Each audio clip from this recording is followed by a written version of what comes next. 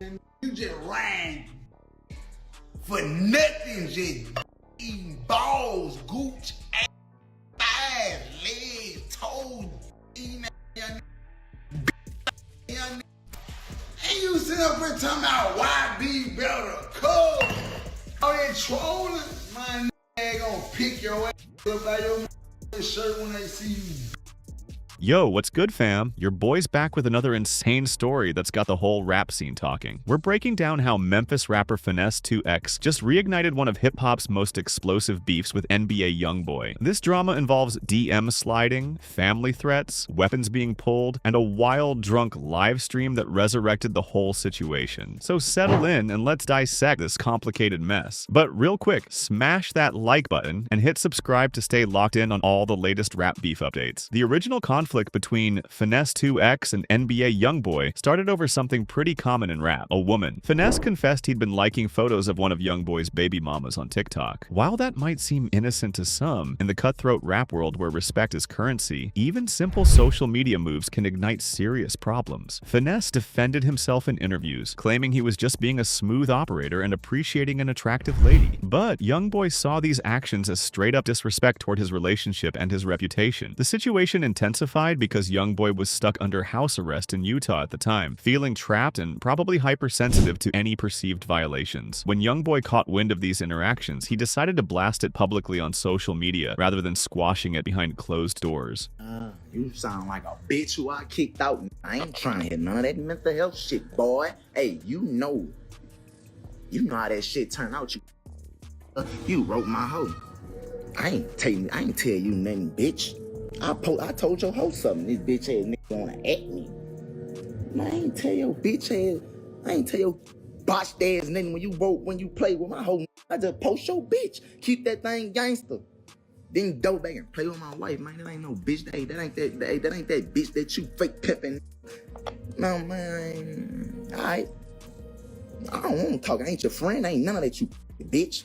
This move escalated everything to another level. YoungBoy didn't just come at Finesse directly, he crossed serious boundaries by threatening Finesse's family. Specifically, YoungBoy posted on his Instagram story saying he'd hit Finesse's mama with that chopper, essentially a death threat against an innocent woman. This violated fundamental street principles that have been respected for decades. Dragging someone's mother into beef automatically turns verbal conflict into life or death territory. YoungBoy's willingness to threaten Finesse's mom proved he was ready to cross every line imaginable to prove his point. The situation got even more volatile when Finesse's brother, No Love, caught wind of YoungBoy's threats against their mother. No Love couldn't ignore this because family honor was on the line. He fired back on social media with equally aggressive words about YoungBoy's circle, effectively transforming this from a personal dispute into all-out family warfare between Memphis and Baton Rouge. Claude is AI and can make mistakes. Please double-check responses. What actually happened between you and YoungBoy and his crew? Man, when this first popped off, you know, he was actually beefing with Finesse 2 times. YoungBoy. Yeah, they were having words about some you know what I'm saying, online. And YoungBoy jumped up off the couch and, you know, he was like, I hit your mama with that chopper. You know what I'm saying? You know, and then he got to come out, bro, gal, and this, that, but that caught my eye. You see what I'm saying? You gotta understand, yeah, we got disagreement problems and shit, but you know what I'm saying? We got the same mama, homie. You know what I'm saying? So once I said that, bro, I instantly went in defense mode. You know what I'm saying? I said what I said about his folks. And I meant that. You know what I'm saying? To this day, I meant what I said, fool, because at the end of the day, bro, you're playing with minds. What happened next shows how social media beef can rapidly spiral into real-world violence. No Love ended up in Baton Rouge, Louisiana, hostile territory, handling some personal business. By sheer coincidence, he ran into one of NBA YoungBoy's crew members while exiting a building. The crew member was instantly recognizable by his flashy NBA chain. The confrontation kicked off when the affiliate questioned No Love about whether he was the one disrespecting their camp online. No Love, standing firm on his street reputation, owned everything he'd said without flinching or showing any fear. However, the affiliate's anxious demeanor, particularly his trembling jaw, exposed that he wasn't nearly as bold as he was pretending to be. Things escalated dangerously when the affiliate announced he was heading to his car to grab something. Everyone knew exactly what that meant. He was retrieving a weapon. No Love watched as the man came back wielding an AR-15 rifle, posting up on the curb while making threats about dealing with No Love on behalf of YoungBoy. Like, ain't you Finesse, brother? I'm like, yeah, what's up? Oh, you the one that said shit about my peoples. So I'm looking at him, I'm looking in his face, his jaw shaking. You hear me? His jaw shaking while he talking. He don't even know what to do. So he kind of sagging. So I'm looking at his waist. And I'm at my whip, shit like this. So I open the back door up. When he asked me like, you the one that said this shit about my people, I stood on it right there. I'm like, yeah, nigga, I said what I said. Nigga said what they said about mine. But I knew he was one of YoungBoy partner because the chain he had on. You see what I'm saying? So I already knew where it was going. So nigga got mad. Nigga, I kill you by YoungBoy out here. You know what I'm saying? Woo. So I don't know if nigga was scared or what, but nigga telling me what he finna do. He like, I'm finna go to the car, nigga, I'm finna go get it. Nigga, I'm finna go get it. So I'm looking at him because you get what, homie? If you wanted to pop it off, then he was standing there with a young nigga look like he was about 17. So soon I say what I say, young nigga get to moving like he wanna try to probably fight or something, but he don't move. I'm looking like, you know what I'm saying? When a nigga goes to the car, man, pull an AR out the car.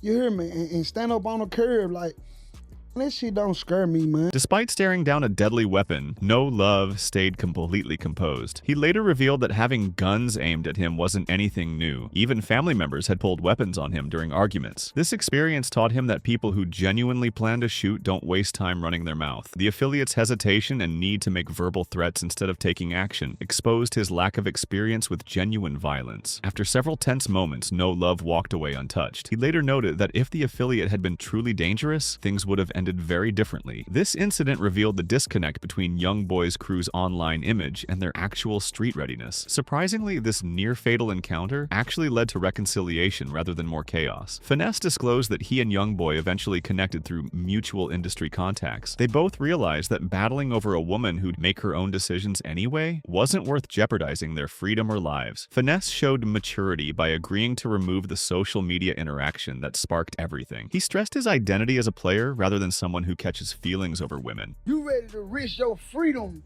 your life, about a bitch that's gonna go, whether you want her to or not. Both rappers recognized that continuing the beef served no real purpose, so they officially squashed their conflict and focused on their careers. The peace held for months until recently when Finesse went live on social media appearing visibly intoxicated. During this live session, it was obvious he was agitated and not in the right headspace. The trouble started when fans began spamming his comments with YBBetter messages, a typical trolling strategy used by NBA YoungBoy supporters to get under other rappers' skin. You sit up and talking about YBBetter, cuz. What the f that got to do with me, cuz? What is you talking about, family? What the f you talking about? YBBetter, bruh. At first, Finesse attempted to brush off these comments while talking about other subjects. However, the constant barrage of YBBetter messages slowly chipped away at his patience. His irritation became increasingly apparent as he started questioning why people kept mentioning YoungBoy when he was trying to discuss completely different topics. I didn't know why be that. What the f you telling me he better for, bitch? The f out my life, cuz. You currently copy and pasting this. You currently copy and pasting talking about YBBetter. You ain't tired?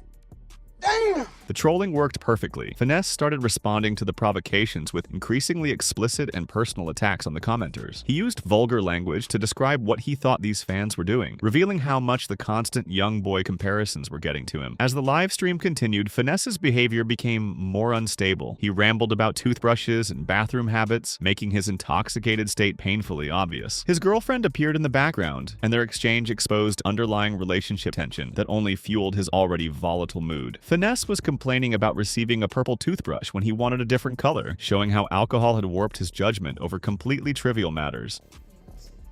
Thank you. Why you give me the purple one? I don't want this. I want the nice. I want the nice toothbrush. I need this.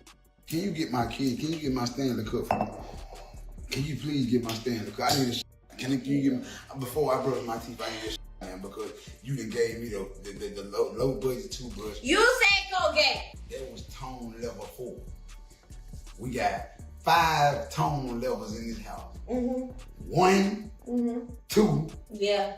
3, 4, Yeah. and 5. Yeah. Which one is 5? Okay. You just goddamn too, bro. The domestic drama playing out on the live stream was awkward to witness. Finesse was ranking anger levels from 1 to 5, explaining he was currently at level 4, which he described as when things ain't right and his finger gets activated. His girlfriend seemed fed up with his antics, and their tense exchange exposed relationship problems being aired out to thousands of watching viewers. Things took a sharp turn when someone brought up Pooh Shiesty's recent shots at NBA YoungBoy. Pooh Shiesty, another major Memphis rapper, had been locked in his own battle with YoungBoy. When Finesse heard this, something clicked in his drunk mind that connected back to his own previous beef with YoungBoy. I seen Being Done and Pooh Shiesty on the goddamn live stream. This the shit they call rage baiting, bro. I just learned about this shit. So young Shiesty, if you listen, do not let them folk rage bait you. I done got caught up in this shit and I ain't going, fool. Instead of staying neutral in Pooh Shiesty's beef, Finesse deliberately inserted himself by backing his Memphis brother. He proclaimed Memphis rappers stand unified against anyone, unmistakably aimed at YoungBoy's Louisiana faction. This proved catastrophic. Finesse had previously demonstrated remarkable restraint, avoiding others' conflicts, but alcohol and relentless trolling obliterated his discipline. During the marathon live session, Finesse systematically dismantled YoungBoy's street authenticity. He resurrected their buried beef, asserting genuine street operatives don't get emotionally compromised over women. Deeply ironic since their original conflict ignited over precisely that. But Finesse was masterfully reframing the narrative to expose YoungBoy as vulnerable. He surgically attacked YoungBoy's player persona, highlighting the glaring contradiction between his lyrics boasting about women, delivering him money, and getting emotionally triggered over social media likes. His argument was devastating. If YoungBoy embodied the player mentality he broadcasts, he wouldn't be psychologically shattered by another man